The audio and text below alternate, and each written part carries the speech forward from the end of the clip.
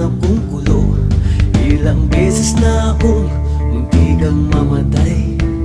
O alam ko ang sekreto kaya't nandito pa't buhay.